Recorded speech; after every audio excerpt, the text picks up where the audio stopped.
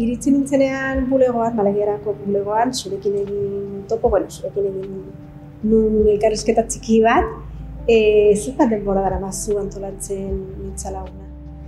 Ni hasi nintzen 87ko urrian.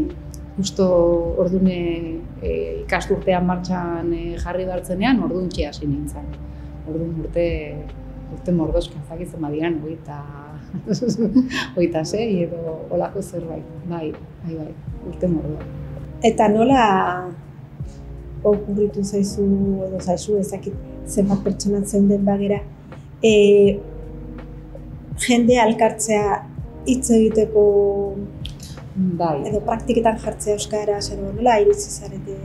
Bai, ideia ez da nerea izan, ni ja iritsi nintzeneako bagerara programaia martxan zegoen eta 5 urte lehenago edo gutxi gora bera ziren beste 2 bagerakide euskaltegien munduan ari zirenak lanean, Aitziber San Roman eta Amaia Balda. Eta garai horretan bagera sortu berria zen eta sail desberdinak zeuden martxan, ez? Eta hauek euskaltegien munduan nahi zuten zerbait egin, ez? Eta bere ideia izan zen, ikusita euskaltegietan zu bezala, ez?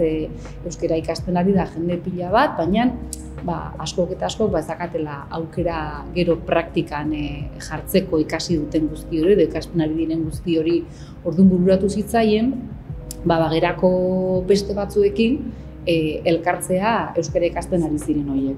Eta hasiera horretan 6 bikote hasi ziren. Hau da, 6 bagerakide euskara hitz egiteko ohitura zutenak eta euskaltegietan ari ziren beste 6 lagun.